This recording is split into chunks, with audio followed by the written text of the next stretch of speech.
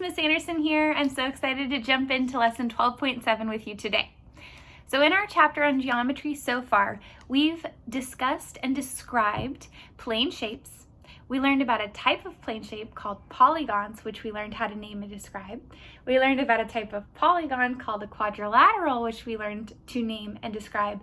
And today we're going to continue describing these shapes by learning about triangles. So we're going to talk about how to discuss triangles. Now, to review, triangles are polygons with 3 sides and 3 angles. And a polygon just means it's a closed two-dimensional shape. Now, when we focused on naming our quadrilaterals, you might have noticed that we paid a lot of attention to how many sides or how many angles they had. We're going to continue doing that as we move forward to describe triangles. So we're not going to describe the number, but we're going to describe something about those sides. So let's dive into that. The first way that you can describe triangles is based on the number of sides of the triangle that are of equal length. Now, here's what that looks like. I have drawn some examples of triangles below, and they show the 3 different ways that these side lengths can match up. So one type of triangle has all 3 sides that are equal, which means that if I take this line segment and measure it, I'll find that this line segment and this line segment are the same size. The second kind of triangle only has 2 sides that are equal. So this might look like a base with 2 sides of the same length making the point, or a base and a height of the same length with a hypotenuse or connecting line here that's extra long. The final kind of triangle is where no sides are equal. So that means that if I were to measure each side of these triangles, they would not ever have 2 that are the same size. There would be a small side, there would be a large side, and there'd be a medium side somewhere in the middle. So these 3 triangles have names. And today they're not going to ask you to use the names. They're just going to ask you to count the number of sides that are equal. But I want to just introduce you to this vocabulary so that it seems a little bit more familiar to you when you come across it next time. So when you have a triangle that has 3 sides that are equal, we call it an equilateral triangle. And you can see it says something like equal in the title here. So that's one way to remember that it has equal sides. It's an equilateral triangle. If it has one side that's different and 2 sides that are equal, then we call it an isosceles triangle, because that side that is not equal is saying, I am the side that is different. Isosceles triangle. If a triangle has no sides that are equal, we call it a scalene triangle. Now, scale actually means size. So when you have a scalene triangle, you need to remember that each side has a different scale or a different size. So again, equilateral has 3 equal sides, isosceles has 2 equal sides, and scalene has all different scales or sizes to make up the sides of the triangle. Now let me show you an example of what a problem might actually ask you to do today. So our example says, how many sides are equal? Now they won't give you these nice little lines today, but all those lines mean are that those sides are equal. And it's my way of helping you in case my drawing is not absolutely perfect. But today you should see pretty clearly in your text which sides are equal on your triangles. So let's examine our first triangle. You might be able to tell even without the lines that the height and the base of the triangle are about the same size. But if you look at the hypotenuse, that's that connecting line here, it's a little extra long. So this triangle has 2 equal sides. And that's all you would have to write today. But we would call that an isosceles triangle. Our next triangle here, give you a moment. If I look at my sides, I would find that they're all slightly different.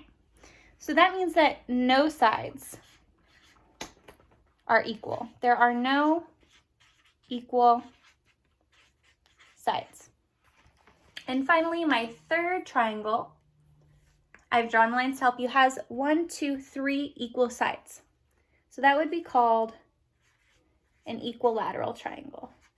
3 equal sides. All right, so the next way to describe triangles is to look at the angles inside of them and what type of angles we see. So if you remember, there's 3 types of angles. There's the big one is a right angle. That's the important one to remember. You have less than a right angle or an acute angle, and you have angles that are bigger than a right angle, or they're obtuse angles, and they're spread really wide. Now, let's take a look at how these look in triangles. So if we have a right angle inside of a triangle, we usually call that a right triangle. And what it means is that somewhere in that triangle, there's a nice little square corner, almost like you cut this triangle out of a square or out of a rectangle. The next is a triangle with an angle that has a measure greater than a right angle. So what that might look like is almost like a reclining chair. You can see the base is flat, but when we put the base flat, you can see that this other side here attached to the base leans back. It makes that really wide space, like a wide open mouth. So we call those types of triangles obtuse triangles because they have obtuse angles inside of them. Next, we can have these little tiny triangles that are less than right angles, and that would make what we would call an acute triangle. So again, today they're not going to make you use these vocabulary terms. They just want you to look at those angles and describe, are they right angles? Are they more than right angles? Or are they less than right angles? So if we look at an example, it says, triangle blank has one angle that is greater than a right angle. And there's 3 triangles to examine. So if we look at triangle F, those inner corners, those angles made up by line segments, are pretty small. So this is actually an acute triangle, and it doesn't have any nice L-shaped corners that make a right angle. The next shape we see does have this really nice corner, so it does have a right angle. Let's double check our third shape just to be sure. And I see that it has a really wide angle here, like it's leaning back. So that is actually an obtuse angle. So which triangle has one angle that's greater than a right angle? Well, this has ones that are less than a right angle. This has a nice right angle, and this has one that's greater than a right angle. So triangle H has one angle that is greater than a right angle. All right. So this is a great point to either pull out your Go Math textbook and follow along with me, or if you want to just get a separate sheet of paper and a pencil to work through these problems, I'm going to go ahead and show them to you, and you can pause the video to work along at your own pace. All right, so I have 3 triangles, and we're going to match them to the sentence that correctly describes both their sides and their angles. So looking at these, we could see that K has 3 equal sides, but it has really small angles, less than 90 degrees. L has no equal sides. They're all different lengths. And it looks like it's got an angle here that's bigger than a right angle. So it's not a perfect L. It's it's opened a little bit wider. It's a little bit bigger there. And then triangle M has a right angle in this corner, and it has 2 sides that are equal. So let's read these sentences and see if we can fill in the correct triangle to the correct sentence. So triangle blank has one right angle and appears to have blank sides of equal length. So which one has one right angle? Triangle K, triangle L, or triangle M? Be triangle M, right? So we know triangle M has one right angle, and that's what we see right in here. And it appears to have, appears means looks like, so it looks like it has how many sides that are equal? Well, I've marked them for you so you can see them nice and clear. There's one side that's equal to this side here. So 2 sides of this shape appear to be equal. Let's look at our next sentence.